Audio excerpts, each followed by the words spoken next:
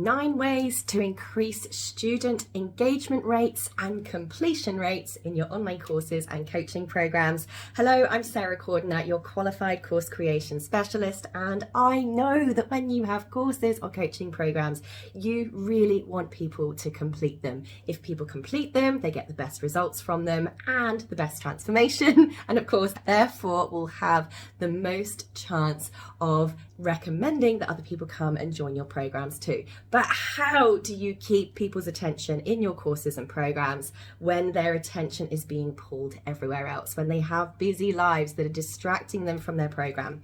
Here are 9 things that you can do to make sure that they stay, they play, and they get the best results. Number 1, make sure that you eliminate that disorientation at the beginning. If people see heaps and heaps of content that it seems confusing, there's no clear pathway, there's no clear step 1, 2, 3, and 4, they are just going to feel overwhelmed from the start and you'll lose them at the beginning. My recommendation is you create a map or a pathway or a journey that clearly shows them visually exactly what steps they need to go through to get the most success from your program. That way they can see where they are, where they need to go, and where they are as they progress along. Step number 2 is to actually define what success looks like. One simple way that I do this is to create what's called a success checklist. That is quite simply a downloadable Word document with a checklist on it that tells them all the things they need to do in each module. So at a glance, they can clearly see what they have to do, physically tick it off to get that sense of success,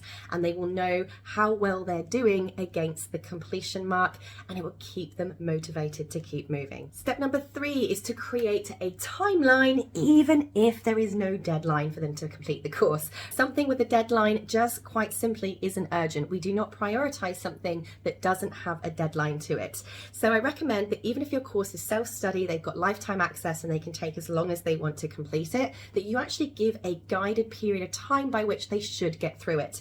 As an example, I have a self-study online course called How to Create Profitable Online Courses that people buy with lifetime access and they can do at their own pace.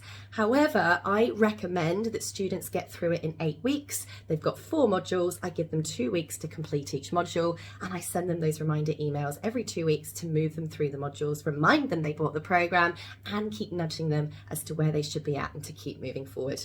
You will see a dramatic increase in your retention and completion rates if you give people a set period of time by which they should be aiming to get through your program, and that your supporting administration backs up that pushing, that progress, and moving people along that timeline that you've created. Step number 4 is to give them fast wins. Make people feel that they've achieved or completed or made progress towards something as fast and early as possible. So instead of the old way of creating training where you gave people all the information up front and then at the end there was the activity or the exercise, by the time people get there, the amount of stuff they need to do is quite simply overwhelming, and a lot of people will drop off at the end of the first module because they've just had information.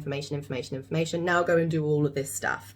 It's too much for people's brains to take, and they feel like they still haven't even started yet. So when you actually break down the exercises into smaller pieces and you give them a tiny bit of information at the beginning and then get them started in progressing towards doing that thing, give them an action, give them something to complete, give them a tick in the box from that success checklist that they can go and check off right away. It will give people a sense of accomplishment that will build their self-efficacy, that will then continue to motivate them to do more. That dopamine rush that people get from ticking something off and feeling like they've achieved something early will make them continue to binge through your course. People chase that feeling of accomplishment. So the sooner you give it to them, the more binge-worthy your content, your courses are going to be. Tip number 5 is to give them regular wins. Keep those dopamine hits coming. Keep that sense of accomplishment and win and progress coming.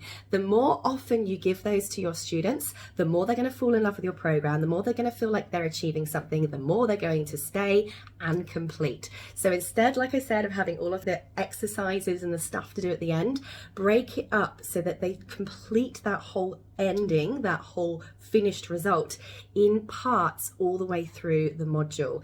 It makes such a huge difference to your engagement and your completion. Step number 6 is to check in regularly, both formally and informally, with your students. The best way to do this, first of all, the formal method, is the regular automated check-in emails. You can use email marketing software. Come and talk to me about mine, and it will basically check in with your students at the dates at which you have decided to check in with them. So for example, you might pre-write an email that the student will get at the beginning of each week saying, hello first name, by now you should be at module X or completed lessons A, B and C. And that weekly email or that daily email, whatever it is that you've decided to create, will remind people they bought a course, will remind people how to check in, make it easy for them to click back in with a link that goes straight to their learning dashboard, and you will increase your engagement and your completion rates the second you launch an automated email sequence.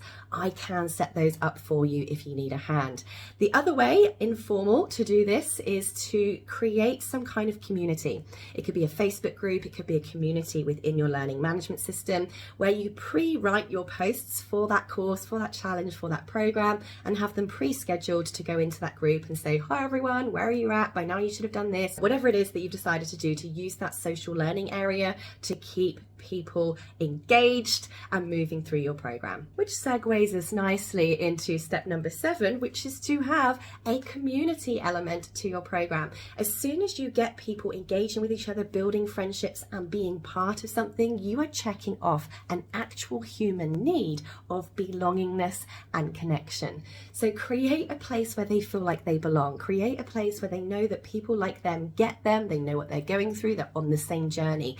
This is such a magnetic thing to be part of to human beings in general, that if you have this community social learning element, you do increase the learning, you increase a sense of joy in your students, and it makes them want to stay for longer as well. So you can do this by just using a free Facebook community if your users are on Facebook quite a lot. If you're working with corporates or young people, I recommend you don't put it on social media platforms, that you do have a formal community inside your online learning area. But this is a really great way for you to initiate and maintain conversation, connection and engagement between those people. And the deeper the connection you create between people, the more important that community becomes as part of their everyday lives.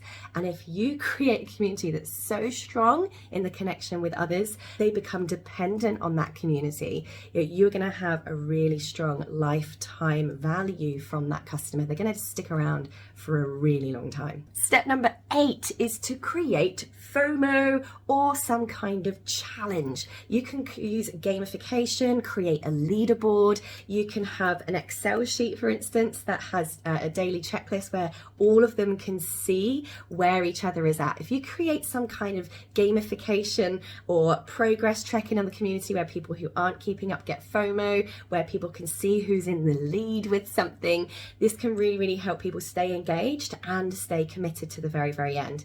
I have, for instance, a 30-day challenge where I challenge my students to go live every day to grow their social media following.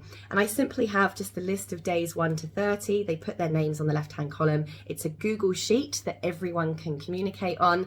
And it's amazing how as soon as I implemented that, and they have to tick each day as they've gone live, how the people that were lagging behind got FOMO or didn't want to be the one with no ticks next to their name, that they actually really were pushed forward by that leaderboard. And it became a very, very powerful little technique to keep people completed through the program. And you can play with that kind of method in your courses as well. And finally, step number 9 is to keep track of your data and analytics and reporting so that you can keep in touch with the laggers. So the people that are falling behind, you can use learning management system software to see how far people have got through your courses. And you can use either automations to check in with those people. So for instance, in the software I use, the system will actually see whether people have got to halfway through yet or not. If they haven't quite yet got halfway through by a certain period of time, the system will automatically send them an email saying, "Hi, first name, I noticed you're lagging behind. Do you need any help? Would you like to book a call? Is there anything we can do for you to help this course get completed?" So you can do that automatically. If you're not using an amazing piece of software like I do, you can just do this manually. You can go into your learning management system, download that report, and anyone who's less than 50% complete by a certain date, you can just reach out to them by email and see if they might book a call with you, or if there's anything else that you can offer them to help them move forward, to really help people getting completed in your program. So there we have it. There are just 9 ways. That is not an exhaustive list of all the things you can do to engage people in your courses and coaching programs and getting them completed. And if you really want to create amazing courses and coaching programs that your students absolutely love, come and join my Concept to Course 30-day course creation group coaching program, where I will help you get it out your head, onto your own platform and out into the world in just 30 days. I'll see you there.